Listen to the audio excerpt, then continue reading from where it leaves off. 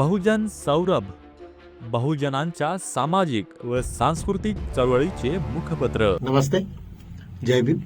मैं advocate doctor Siddharth Kambe, दैनिक बहुजन सौरभ का मुख्य संपादक।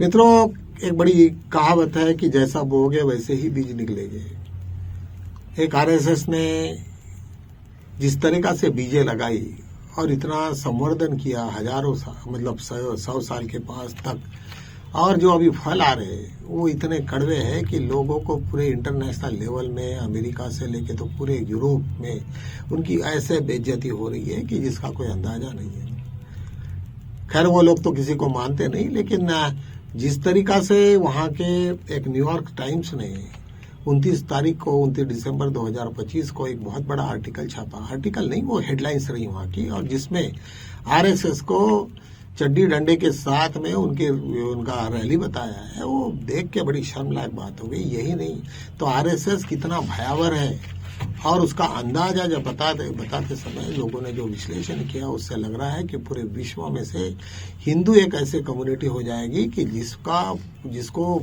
लोग हेट करेंगे।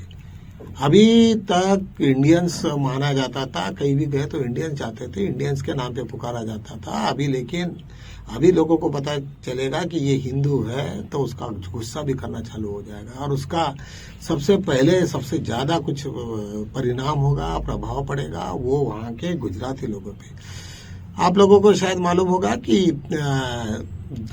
अमेरिका में और पूरे मिडिल ईस्ट में, यूके में भी ज्यादा से ज्यादा गुजराती लोग बहुत ज्यादा पैमाने में वहां बैठे हैं। उन लोगों के बहुत बड़ी प्रॉपर्टीज है, वहां पे बहुत बड़े बिजनेसेस है और सब है, और वो इसलिए परेशान है एनआरआई कि यदि कुछ वहां पे दंगा हो जाए या कुछ हो जाए तो वो लोग बड़े इससे आ जाएंगे। अभी तक तो इंडिया में जो भी कुछ अखबार चलते थे वगैरह वगैरह सब ठीक था, लेकिन जब न्यूयॉर्क टाइम जैसा अखबार जो हेडलाइंस में देता है और आरएसएस को जिस तरीका से स्टोरी बनाता है, तो निश्चित रूप से सभी को एक डरावना सा आ गया है।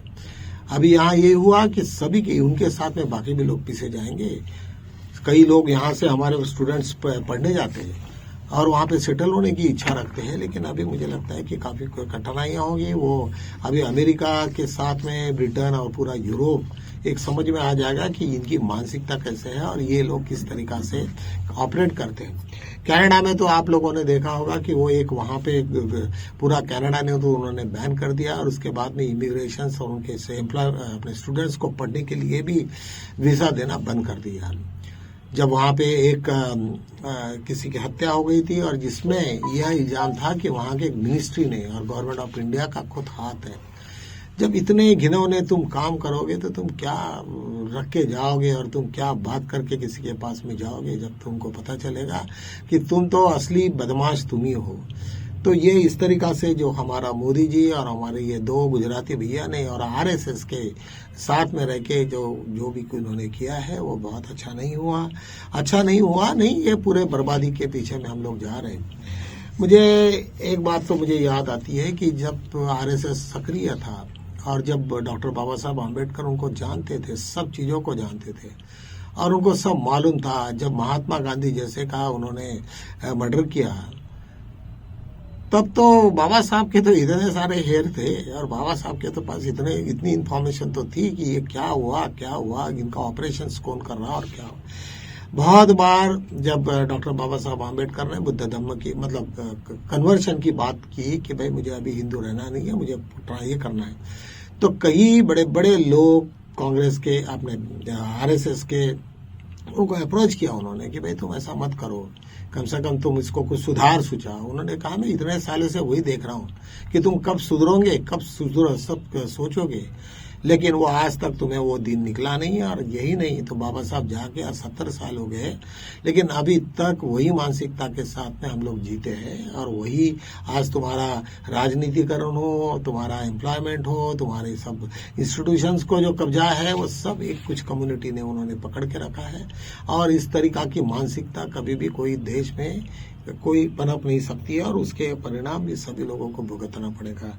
तो मित्रों, आज जो भी कुछ हुआ है ये बीमारी है, ये मानसिकता इस तरीका से कि भाई हमारा ये मेरे कम्युनिटी का नहीं, मेरे जात का नहीं, मेरा ये नहीं वो नहीं वो, तो ये सब मानसिकता है, ये तुम्हें बदलनी पड़ेगी। यदि इस मानसिकता से बाहर हम नहीं आएंगे तो मुझे लगता है कि ये बहुत बुरी तरीक़ा से हम लोग फंस जाएंगे और उसके परिणाम सभी को भुगतना पड़ेगा। ये अभी जो जनरेशन आ रहा है, यंग जनरेशन है, उसके ऊपर तो बहुत बड़ा परिणाम होगा। मित्रों, एक टीवी चैनल ने, यूट्यूब चैनल ने एक बड़ी बात की कि दिग्विजय सिंह को उन्होंने जो उस दिन एक ऐसा वक्तव्य किया कि कांग्रेस में ऊपर लेवल पे भी वो कुछ स्लीपर सेल्स है जो कांग्रेस को भटकाते हैं, और इस तरीका से होने के बाद में काफ़ी मॉल हो गया। उसके बाद में और कई लोगों ने, कई यूट्यूबर्स ने उसके ऊपर में अलग अलग अपना विश्लेषण चालू किया। हुआ कुछ नहीं, कांग्रेस ने उसके तरफ में ध्यान भी नहीं दिया। लेकिन एक बात ध्यान में आ गई कि ऐसा प्रियंका गांधी को इलेक्शन मैनेजमेंट ग्रुप का एक लीडर बनाने का चल रहा है कि जितने भी कुछ ये इलेक्शंस का मसला है वो केवल एंड केवल ऐसा आदमी उस पर बैठे कि जो गांधी फैमिली से है और जो कांग्रेस के साथ में पूरा का पूरा ये है। क्योंकि जहां तक भी आज कांग्रेस का जितना भी जनादेश है वो रास्ते पे दिखता है, लेकिन उसको वोट में कन्वर्ट नहीं हो रहा। इश्यू ये है कि ये कन्वर्ट क्यों नहीं हो रहा और उसके लिए क्या कारण है। तो कांग्रेस अपनी मंथन करते करते उनको, और जिस तरीका से आज वहां पे दिग्विजय सिंह ने भी जो कुछ बात कही कि ऊपर के लेवल में स्लीपर सेल ज्यादा है, तो ये बात उनको कहीं ना कहीं तो भी पड़ गई और उन्होंने सोचा होगा शायद कि हमें इलेक्शन का जो पूरा का पूरा प्रोटोकॉल है वो कम से कम प्रियंका गांधी के पास में दे, तो हम लोग कम से कम जो भी हमारा ये वोट बैंक है वो उसमें कन्वर्ट हो सकेगा। इस तरीका से कुछ बात चल रही थी। एक दूसरी आज एक बड़ी महत्वपूर्ण बात है, आप लोगों को मालूम है अर्नब गोस्वामी एक बीजेपी के बीच में बहुत ज्यादा प्रशंसक भी थे और वो काफी बड़े एक इंटेलेक्चुअल करके माने जाते हैं, पत्रकार है, और उनकी जब भी कभी उन्होंने क्लास लगानी है तो अच्छों को वो ठंडा कर देते हैं। उस दिन भी उन्होंने भूषण गवई जी को जिस तरीका से बोले, वो अपनी बात को तो पूरा डट के बोलते हो, किसी की बात बहुत कम सुनते हैं, लेकिन वो अपनी बात को कैसे लगाने का उन्होंने एक ऐलान किया है कि इस वक्त अभी हमें हमारी पत्रकारिता एक ऐसी पत्रकारिता हो जो पावर टू द पीपल होनी चाहिए, जो हमारे जहाँ पब्लिक है उनके क्वेश्चंस और इनके आंसर, इसके वजह से बीजेपी काफी खफा हो गई है और शायद उनको लगता है कि इसको कैसे रोका जाए। लेकिन ये अभी अर्नब को रोकना ये बहुत बड़ी मुश्किल बात है। काफी लोग उनके साथ में है और एक बहुत बड़ी मिशन लेके है। अभी जो आरोही की जो इश्यूज था उन्होंने इसने जो जबरदस्त पकड़ा है और उनका इतना प्रेजेंटेशन है कि वो कंसर्न जजेस को भी नहीं छोड़ते, उनको भी वो पकड़ के उसको कहला लेते कि भाई ये ऐसा ऐसा है तुम्हारा, तुम्हें क्या बोलना है इसके ऊपर में बोलो। तो इस तरीका से सब ये बातें चल रही थी। तो मित्रों, वेस्ट बंगाल में जिस तरीका से चीफ इलेक्शन कमीशन की चोरी पकड़े गई तो उन्होंने कहा कि कुछ देर के लिए भाई उन्होंने पूरा का पूरा सिस्टम रोक दिया, लेकिन जो सॉफ्टवेयर से हमारे ज्ञानेश कुमार जी जो ऑपरेट करते थे वो धीरे धीरे एक्सपोज हो रहा है। और ऐसे सिचुएशंस में मुझे लगता है कि ये इनकी जो चोरी का करने का जो काम है वो शायद बहुत दिन तक नहीं चलेगा। आज ना कल दुनिया में ऐसा कोई सिस्टम नहीं कि जिसको रोक नहीं सकते। वो उन्होंने जो जिस सिस्टम को डिजाइन किया तो उसके भी तो बाप लोग सब बैठे हैं। और आज अमेरिका में तो तुम्हें मालूम है कि मोदी और आरएसएस को किस तरीका से देखा जाता है। मैंने अभी थोड़ी देर पहले बताया कि वो इनका कितना हेटरेट है, और उसमें तो उन्होंने फिर अंगार डाला था। ये भी तुम्हें मालूम है कि क्रिसमस के वक्त उन्होंने जिस तरीका से वो जो गिरजाघरों पे जो हमला किया उसका तो बहुत अभी भी उन्होंने भूले नहीं लोग, और अभी भी वो काफी वीडियोज इसके ऊपर में आए हैं। तो मित्रों, मुझे ऐसा लग रहा है कि शायद इस वक्त वेस्ट बंगाल में इन लोगों को कुछ भी काम करते समय बहुत ही ये हो जाएगा। एक दूसरी खबर आई है महाराष्ट्र से कि जो शरद पवार जी, अजीत पवार और शरद पवार के दोनों के बीच में मिलाप हो गया, दोनों मर्जिंग हो गए और इसको सब अडानी ने उनको सब पैचअप किया है। और यहाँ तक खबर है कि सुप्रिया सुले को मिनिस्ट्री में डालेंगे। कहने का मतलब यह है कि आज ये हमारे देश में जो भी कुछ मिनिस्ट्रीज हो रहे हैं ये केवल एंड केवल अडानी के ग्रुप्स के लोग हैं। ये अडानी ये सब लोगों को चुन के देना है। अडानी और अंबानी के पास में सब सैटेलाइट से लेके हर चीज है और वो पूरा का पूरा गेम करते हैं, खेला करते हैं। और ऐसे सिचुएशन में ये सब प्रकार चल रहे हैं। और मुझे तो मैं कई बार बोला हूं मैंने कि जो भी हमारे यहाँ आरएसएस जो बढ़ी है, जो बीजेपी बढ़ गई है हमारे यहाँ पे, उसके लिए दूसरे तीसरे कोई जिम्मेदार नहीं है, वो है शरद पवार जी।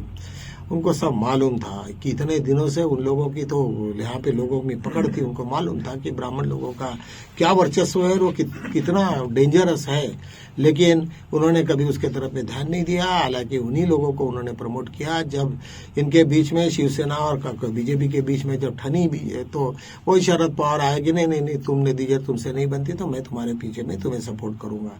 ये सब सिचुएशन देखते हुए मुझे ऐसा लगता है कि शरद पवार ने अभी सही वक्त पे अपने को एक्सपोज भी कर लिया, और उसके परिणाम अभी देखते हैं बीजेपी के साथ में उनका लाइजनिंग कैसे होता, क्या होता।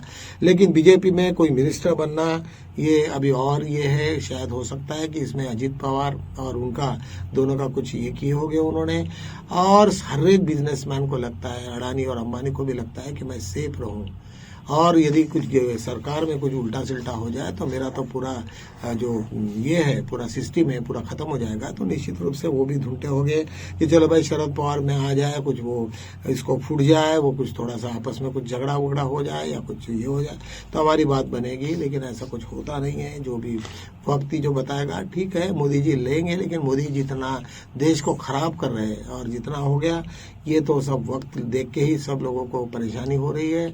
तो निश्चित मित्रों कि आज बहुत बड़ा कुछ गवर्नमेंट के बीच में बहुत कुछ चल रहा है, कुछ खफवाएं चल रहे हैं, बहुत सारे अलग उलट पलट कुछ तो भी बातें चल रही है। तो मुझे लगता है आने वाले दिन बीजेपी के लिए कुछ ना कुछ बुरे संकेत देने की संभावना है। तो हम ये अलग विषय के साथ में कल आपको फिर दोबारा मैं मिलूंगा। तब तक के लिए